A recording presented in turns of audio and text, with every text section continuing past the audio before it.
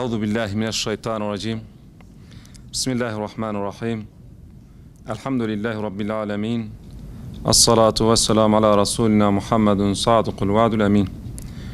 Alemlerin Rabbi olan Allah'a hamd, son peygamber Hazreti Muhammed'e, ehli beytine, ashabına ve siz değerli kardeşlerime salat ve selam olsun. Hepiniz hoş geldiniz, sefalar getirdiniz. Değerli kardeşlerim, geçenki programımızda Mute Savaşı'ndan bahsettik.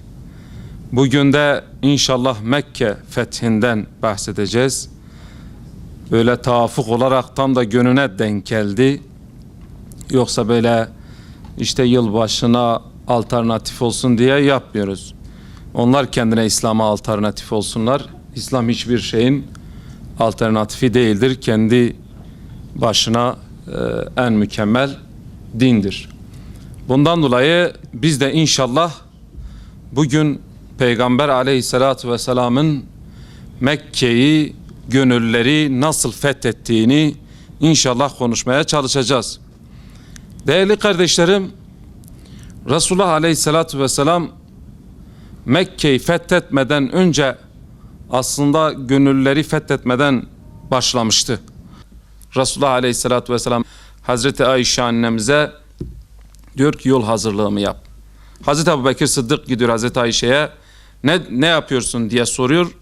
Hazreti Ayşe annemiz valla Resulullah Aleyhisselatü Vesselam işte yol hazırlığımızı hazırla, ben yola çıkacağım dedi. Nereye diyor? Bilmiyorum diyor, bana bir şey söylemedi. Hazreti Ebubekir Resulullah Aleyhisselatü Vesselam'ın yanına gidiyor. Ya Resulallah, nereye sefere çıkacağız? İşte Suriye'ye mi? Peygamber Efendimiz diyor hayır. Bir sürü yeri sayıyor. Resulullah Aleyhisselatü Vesselam hayır diyor. Hiç Kureyş'i düşünemiyor. Mekke'yi düşünemiyor.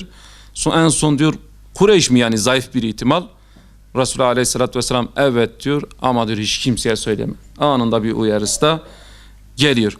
Ve Peygamber Aleyhisselatü Vesselam hiç kimseye söylemeyecek şekilde Mekke'de, Medine'de sahabelerinin hazırlanmasını istiyor. Bunun üzerine Hazreti Ömer de muhtemeldir o da biliyor. Tabi bu bilgiyi hiçbirimiz bilmiyoruz. Siyer'de ile anlatılıyor. Hazreti Ebubekir hakkında böyle bir şey var ama muhtemeldir ki Hazreti Ömer'in de bildiğini şuradan anlıyoruz. Resulullah Aleyhisselatü Vesselam diyor Medine'nin etrafını gözet, hiçbir kişi çıkmayacak Medine'den.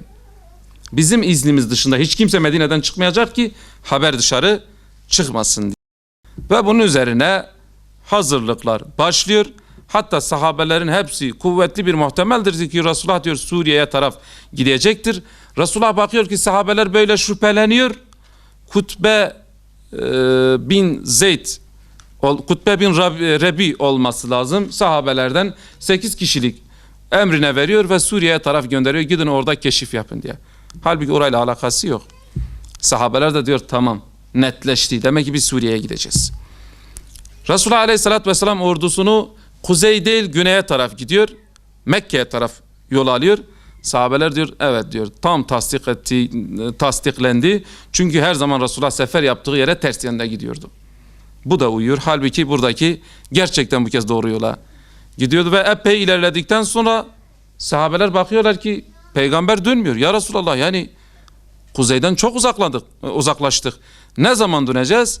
Peygamber Aleyhisselatü Vesselam sesini etmiyor ve hiçbir şekilde bilgiyi söylemiyor. Hatta Kab bin Malik, meşhur şair sahabe, diyorlar kim gitsin, cesaret de edemiyorlar Resulullah Aleyhisselatü Vesselam'a sorusuna nereye gidelim. Kab bin Malik diyor ben söyleyeceğim ve gidip peygamberin huzurunda bir şiir söylüyor. Şiirin ana temasındaysa bir kişi bir yere gidiyor ama nereye gittiğini bilmiyor. Peygamber şiirini güzelce dinliyor, tebessüm edip gönderiyor. Peygamber Aleyhisselatü Vesselam bu ara ordusunu gene hareket ettirdi. Mekke'ye doğru giderken işte bir köpeğin yavrularını emzirirken böyle orada denk geldi. Resulullah Aleyhisselatü Vesselam burada da merhametini görüyoruz. Cuail bin Suraka bir komutanı götürüyor oraya. Ey Cuail diyor, sen burada dur. Ordunun hiçbir askeri bu hayvanı rahatsız etmesin diye yönünü çeviriyor. Ve peygamber tabi bu ara Marruz Zahran dediğimiz Zituva bölgesine gelince Peygamber Aleyhisselatü Vesselam Mekke'ye yaklaştıkça tevazusu artıyordu. Resulullah Aleyhisselatü Vesselam kusvanın üzerinde secde eder gibi giriyordu Mekke'ye taraf. Böyle demiyordu artık ben bugün kralım, her yeri fethettim, her yer benimdir demiyordu Resulullah Aleyhisselatü Vesselam. Sakalı devenin üzerine değecek şekilde secde ede ede giriyordu. Hani Allah Tebareke ve Teala Musa Aleyhisselam ve onunla beraber olan ilahi bir ikazla Bakara suresi 58. ayeti kerimesine geçiyor ya, Kudüs için işte siz oraya girince secde ederek girin, hıtta Rabbim bizi affet deyin ve bu şekil girin denmişti. Ama onlar farklı bir şekilde girmişlerdi. Peygamber Aleyhisselatü Vesselam ise hep ağzında şunu söylüyordu: Allah'ım hayat ahiret hayatıdır diyordu. Hiçbir şekilde bununla övünmüyordu. Krallık taslamıyordu haşa. Hep tevazusundan taviz vermiyordu. Tabi bu ara Ebu Süfyan bin Harp da gene gelmiş, işte peygambere yalvarmış. Hazreti Abbas onu himaye etmiş. Resulullah'ın huzuruna gitmişti, işte bizi affet diye. Peygamber Aleyhisselatü Vesselam onun Müslüman olmasını istemişti. İşte başta Allah'ı kabul ettiğini söylemiş ama peygamber hakkında şüphem var demişti. Peygamber dedi serbestsin şüphelerin giderine kadar. Bu ara sabah namazına bakmış ki 10.000 kişilik bir ordu. Resulullah'ın özellikle Mekke fethine giden ordu sayısı 10.000 kişilik. Sabah olunca her biri bir tarafa koşuşturuyor, abdest alıyorlar ve ezan okuyorlar. Ebu Süfyan şaşırdı. Ey Abbas dedi, bunlar ne yapıyorlar? Hazreti Abbas bunlar namaz kılıyorlar dedi. Bu daha da onu şok etti. Ben Kayserileri gördüm, ben Kisraları gördüm. Böyle bir iltifat, böyle bir düzen, böyle bir tertip görmedim dedi. Bu gerçekten büyük bir krallıktır dedi. Ve bunun üzerine Resulullah Aleyhisselatü Vesselam'ın huzurunda Hazreti Abbas dedi, ya Resulallah, Ebu Süfyan biraz övünmeyi seviyor, biraz onu öv dedi.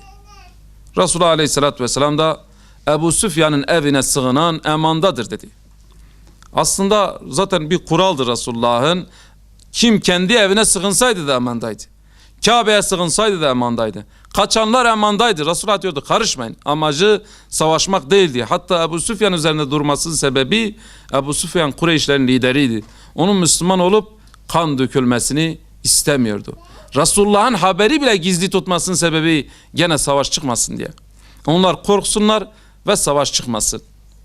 Ve bunun üzerine Peygamber Aleyhisselatü Vesselam Hazreti Abbas'a diyor, o zaman onu götür diyor, Erak denen bir bölge vardı. Böyle atlar orada girince sıkışıyorlardı ve o orduyu görsün dedi. Hazreti Abbas da Ebu Süfyan'ı oraya götürdü. Tabi o ara ordu gücünde sıkışınca Ebu Süfyan böyle daha da böyle şoka oldu. İlkin Halid bin Velid 1000 kişilik orduyla Süleymanilerle beraber orada geçince her biri tekbir getiriyordu. Tabi bunlar zırh içerisindeydi. Hiçbirinin yüzü görünmüyordu. Sordu Ebu Süfyan, bu kim? Hazreti Abbas dedi, bu Halid bin Velid. Bu Halid bizim Halid mi dedi. Evet dedi. Sonra Ebu Ubeyde İbni Cerrah geçti. Sonra Zübeyir bin Avvam geçti. En son böyle hepsi miğferli, zırhlı, hiçbir yeri görünmeyen Ensar muhacirden olanlar, Resulullah'ı koruyanlar geldi. Bunlar da kimler dedi. Bunlar işte Ensar muhacirdir dedi. Bunun üzerine tabi Ebu Süfyan gittikçe işte gücü gördükçe daha da inancı artıyordu. Resulullah Aleyhisselatü Vesselam Maruz Zahran denen bir bölgede 10.000 kişinin her bir kişinin ateş yakmasını istedi ve böylece tabi Mekke'nin semaları yıldızlar gibi 10.000 tane ateş alevlerini düşünün, ne kadar aydınlık yapacağını. Bunun vesileyle Mekkelilerin çoğu teslim olma kararını verdi. Ama halen savaşmak isteyenler vardı. Resulullah artık Ebu Süfyan'ı gönderdi. Tabi Ebu Süfyan bu orduyu da görünce gene dedi bu bir krallıktır. Abbas dedi hayır Hazreti Abbas, bu krallık değil, bu bir peygamberliktir dedi. Ve evet dedi, bu bir peygamberliktir dedi. Peygamberliğini kabul etti, Mekke'ye gitti. Mekke'ye gidince herkese söyledi. Muhammed öyle bir orduyla geliyor ki hiç kimse karşısında duramaz dedi. Ve o demiş ki kim Ebu Süfyan'ın evine giderse emandadır. O da gene kendini orada biraz övüyor. O müşrikler diyor hepimiz nasıl senin evine gelelim yani. Diyor, dedi ki kendi evine girseniz de emandasınız. Kendi evinize girip kapınızı kilitleseniz de gene emandasınız dediler. Resulullah'ın amacı burada kan dökmek değildi. Resulullah'ın amacı burada affetmekti. Gönülleri fethetmekti, zihinleri fethetmekti, kalpleri fethetmekti. Peygamberin Mekke'deki fethiydeki amacı buydu.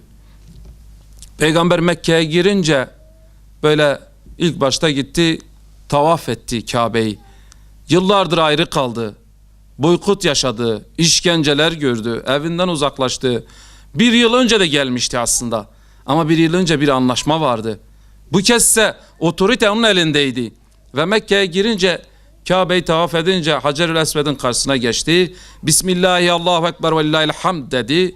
Selamladı. Tabi tüm sahabeler 10.000 kişilik orada hep birinden tekbir getiriyordu. Mekke yankılanıyordu tekbirlerle. Resulullah Hazreti Usame bin Zeyd ile Hazreti Bilal ile Kabe'nin içine girdiler. Hazreti Ömer tabi put kıran yiğitlerdendi, onu da çağırdı. Tüm putları kırdı. 360 tane put Kabe'nin içerisinde vardı. Ve bu putlar tek tek temizlendi Kabe'den. Resulullah Aleyhisselatü Vesselam oradan namaz kıldı. Namaz kıldıktan sonra Kabe'nin kapısına geldi ve herkes Resulullah'ı bekliyordu. Müşrik olanlar ve Müslümanlar hepsi toplanmış peygambere bakıyordu. Peygamber Aleyhisselatü Vesselam bugün size ne hüküm uygulayacağım dedi. Bilir misiniz? Normalde hepsinin boyunların vurulması gerekiyordu. Çünkü bunlar yıllardır 8-13 daha 21 yıldır peygambere zulmediyorlardı. Peygamberi yurdundan çıkarmışlardı. Peygamberin öz kızlarını öldürmüşlerdi. Peygambere bir gün olsun bile rahat uyuması için onu evinde rahat bırakmamışlardı. Peygamberin öz amcasının ciğerini söküp atmışlardı. Önce amca oğlunun Hazreti Abdullah bin Caş'ı, halasının oğlunu, nice yiğit sahabelerini katleden insanların ta kendileriydiler. Peygamber dedi bugün size, onlar dediler ki vallahi sen iyi bir kardeşsin ve iyi bir kardeşin de oğlusun dediler. Resulullah Aleyhisselatü Vesselam bugün Yusuf'un kardeşlerine dediği gibi ben de size söylüyorum. Bugün size kınama yoktur. Hepiniz serbestsiniz. Allah sizi affetsin. Hepiniz serbestsiniz diye hepsini özgür bıraktı.